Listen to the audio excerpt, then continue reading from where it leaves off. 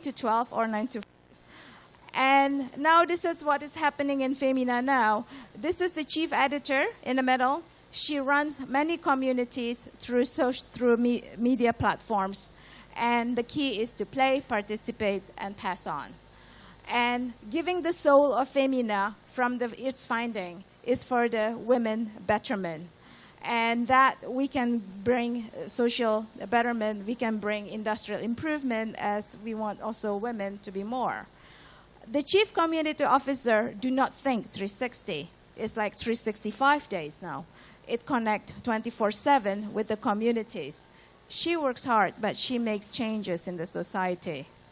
This is her new initiatives. After the Unleashing Women Leadership Survey, she launched the Women Leadership Network. And hopefully in November, we can launch the Indonesia Women's Summit to promote more women in the leadership. So when we go from this conference, please think about how to have more women in this room. Set goals for diversity and inclusion at every level. And let's celebrate of the women's achievement at every level. The higher they are, actually, the more support they need from the family and the spouses. And so when they're promoted, also don't forget to congratulate the spouse and the children. And so you go home, it's time to give back, be mentor for your young career women in your office. And also, maybe it's time for you to change the policy in your office for women. That's the great feeling in the world.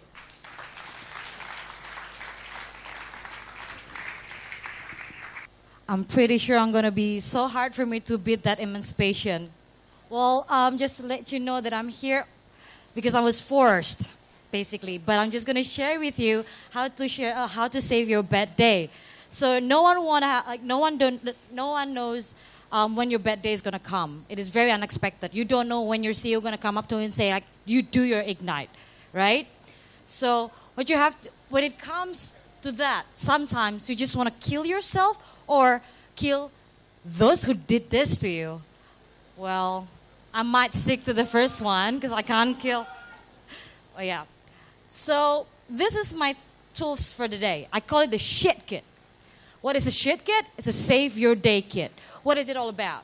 One, it's a towel. Second one is a paper. Don't look at me really weird. I know it's very simple, but it works. So, first of all, you just put this thing into an ice box, yeah? Put it in front of your face and just wrap it around and just breathe and have your everything moment, which means forget everything moments, right? The second thing is that you come up to someone and just stare in the eye, look at them in the eye and say, how you doing, right? All of that exercises. Now this is getting to the real thing, which you have to you take out the paper and list down all the list of happiness of yours. Your family, your work, your money, everything, right? After you tick all of that happiness, you say like, yes, maybe I'm at the lowest point of my career, but guess what? Luckily enough, I have money to go travel around in every weekend that I want and just have my F moment, you know? So, to get you back on the top, this is what you have to do. Write down what you're going to have to do, when you're going to do it, and just make sure you're not going to make the same mistake twice, right? Whoop, that's different. Well, this is going to be the end of my presentation.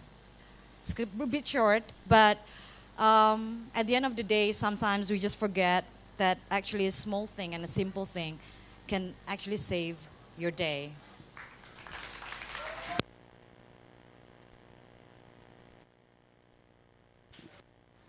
Hi, good evening. I hope I don't offend anyone in this room. So I'm going to talk about Ally. So second slide will explain more about those who are not familiar with this. Basically, Ally have negative connotation. So Wikipedia describes Ally as stereotype for Indonesians who are tacky and cheesy. So that includes at least these three areas in low quality in music, dress, and choice of language. So, in my definition, Ally is much more than that. Ally is cross-gender, cross-age, cross everything. It's about mindset. It's about worshiping the pop culture that you don't know nothing about it actually. So the social media have been they grow freely in social media because they have been creatively writing down because you see the pattern. They combine words with numbers and everything, and someone is doesn't have to really work, so they have this ally generator where it helps us to write in their language actually, and some other guy even make an ally dictionary. So why I'm taking this to the floor? Why it's so serious? Why Wikipedia takes this very seriously? So because some people already taking this quite seriously.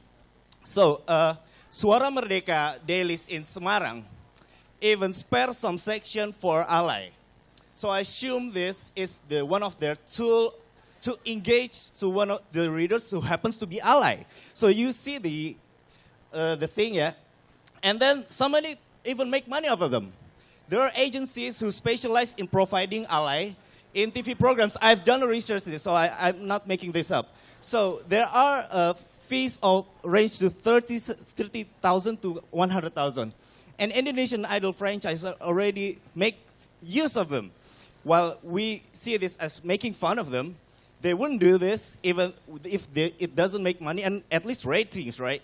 So why don't we add ally into our dictionary in psychographic? So why to be afraid to associate brands if it fits, of course, to ally? Because if it's negative in socially, wait a moment. There are brands who are happy to be associated with negative social things, perverts and low-performing males. And because they see something in them, they make money out of them. So let's face it, if you have consumer promotion, these guys have been the main contributor of your promotion. Do you really think these type of guys will mainly fight 50% of your participant? I don't think so. So this is not new. Ally is not new. They've been there for quite some time. We've been forgetting. We've been neglecting them. They have much more potential than only being mocked at.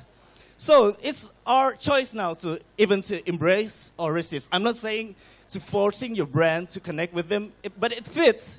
Why not? There are some brands who really do this with Ally. So, and then it fits you. Are we really ready to admit and to coming out of closets that some of us may be an ally? So that's about it. Thank you.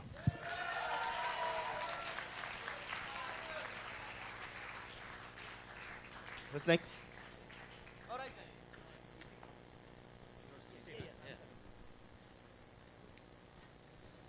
Hi guys, my name is Raja Hussain from FunSpot. My passion is to entertain millions of people, and I figured out games is a great way to do that. So I want to share with you a little bit about game thinking, and I thought it'll be interesting for you guys, the advertising guys, to really think about that. Why play games? Because reality is one of the most boring games. Worst game ever for most people. So people indulge in playing games. And when I say games here, mostly I refer mobile social games or mobile games particularly. Everybody plays games. It's not a demographic. Look at that. Boys, girls, 13 to 55, everybody plays. They play a different genre. In fact, the kind of games you play tells you, can tell you about what kind of person you are. What's your type?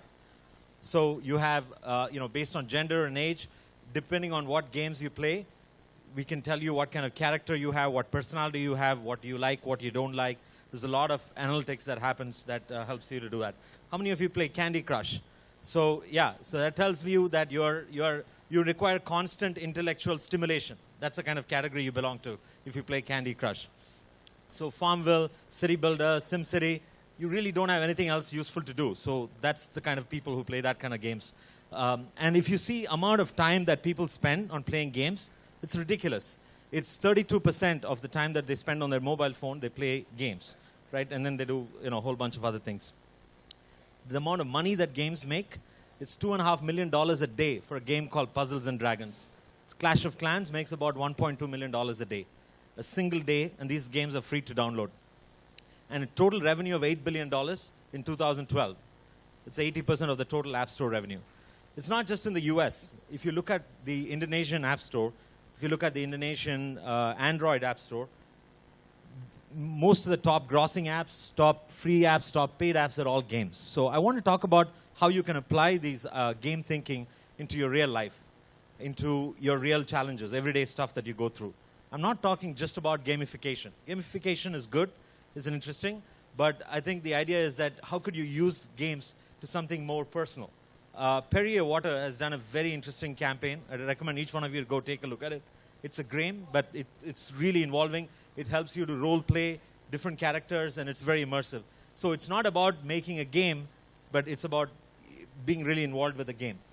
Try to do things relevant. So one of the things that we're trying out is people are stuck in traffic every day in Jakarta. How can we do a game that people play while they're stuck in traffic? So the game is about traffic. And this is something that we're doing for India. Might work here. It's called Kill Your Mother-in-Law. So it basically has a lot of capabilities. It rides on a natural passion that exists. Everybody connects to it. And I think this is going to be a big killer. And we hope to chart. So the question is, what's your game? I want to just inspire a small idea that each one of you can think about a game. Forget about developing it, implementing it, and all of that stuff. Question is, do you have an idea that can be a great game? It can help you in your teams. It can help you in your particular branding campaign. You can build an app around it, or you can just launch your own game. So the question to ask yourself is whether if you really have a game idea, is it fun? Would you like to play it? And basically, that's the summary of the presentation. Everybody plays, makes a lot of money, people spend time. Think of your own game idea and get something fantastic out of this. Thank you.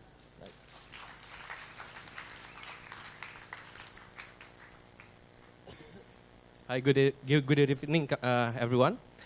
Sorry, I don't have any slides. I got to show you our mobile application that we built for our company. So I will demo it right away.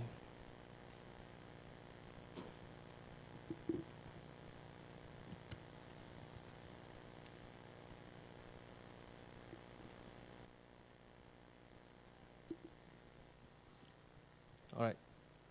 Okay. Did any of you read about this book? It's from Tony Hsieh. It's very famous. It's one of the best-selling books worldwide. So Tony Hsieh built the company Zappos using one methodology. He believes that he believes that when happy people and passionate people work in a company, they can leverage their best potential and they can make the clients happy. When the client's happy, they will purchase the product within the company, and the company make profits, and the profits will give it back to the employees. Okay, so I had an experience back then in 5 years ago when I started a company, when the company is still small, 6 to 15 people, whereby I can see them around, I can talk to them, I can check whether they are happy or not. And during our growth within these past few years, we have now having a challenge of understanding their mood, of checking everyone's feeling. And you might have that challenge when your company has grown into more than 100 people. So we face that challenge, and as a digital agency, we are thinking of the solution. And what we are doing, we built our internal mobile application to solve this problem. This is the app that I want to show you. That is our app on the right bottom. Okay. So, sorry, a bit hassle. We asked everyone in our office, there are actually few features within this mobile app. We asked them, hello Kevin, how are you feeling today? This is, if you feel relaxed, then you check in. If you feel not much, you check in. There are actually, if you feel angry, exhausted, stressed, sad, happy, bored, right? So in this mood, there are actually 2 bad parameters, good and bad. And whenever the person check in twice in the bad parameters, then the supervisor will be announced, we'll get an email notification, but not the direct supervisor. Because most of the time that people leave the company because of the direct supervisor, because they are not happy with the direct supervisor. So what we are doing, we ask them to put someone that they are comfortable, so whenever they are not feeling happy, then the person will be notified. And the second one, we have the interesting feature. You know that every employee, okay. So we have a lot of information going on in our office, and we cannot email blast them all the time, right? So by having informal notification, people can actually know what's going on within other people's life. So like, have you completed the WPP ethics training? And okay, so one of our guy will be on TV today, so you can watch them. And we have actually running program and monthly movie together where they can actually polling, And we have another feature. This is the third feature, which is task feature.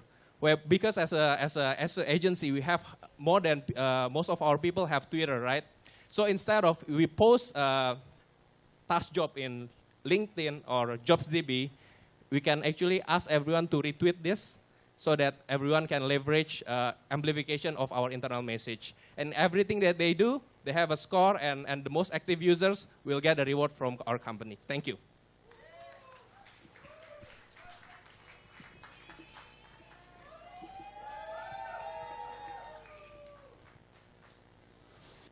Okay. No, not yet, please. Okay. So I made this before I knew I was going to host. So that's why this is my Twitter handle, because in Indonesia, you're nothing without a Twitter handle. I'm not a stream version anymore, and since I did it before. So I'm going to talk about 365 project. So what is a 365 project? Anyone knows? No, of course not. So I'm just going to let 15 seconds go by while you guess what the 365 project is about. Can 15 seconds be any longer? Okay, so I have a question. What did you do last Thursday? Anyone remembered? Last Thursday, minggu lalu, I ate this not so good egg Benedict, but I ate it with the view of Royal Pitamaha in Ubud. What about this time around, last year? Do you remember what you did? I remembered I bought my daughter her first tutu. And she wore this so proudly. Well, maybe she's a bit confused, but anyway, I was proud because my daughter actually has a tutu. 2 years ago, what did you do? 2 years ago, I was so happy my assistant in the middle passed her final presentation and made permanent employee in Unilever Indonesia. And that was my boss. He's now 12 kilos thinner. He's here around. Maybe you don't remember it. So 365 project is actually taking one photo each day for 1 year, 365 days, and share it to the world, because sometimes you don't remember what you do each and every day because it's so regular. So these are the pictures from my first cycle. I started in 2009. So here's what I intended my best friend's wedding. Here's Unilever MasterChef first try. That's when I watched Simply Red after 15 years. And that's my first USG when I found out that I was pregnant. Second year, I did it for my daughter. So every day I take a picture of her from birth to every day. Every single day I take a picture of her until her first birthday. That's her on her first birthday. So every day she looks different. You might ask, why? Like, why are these people, using this kind of haircut?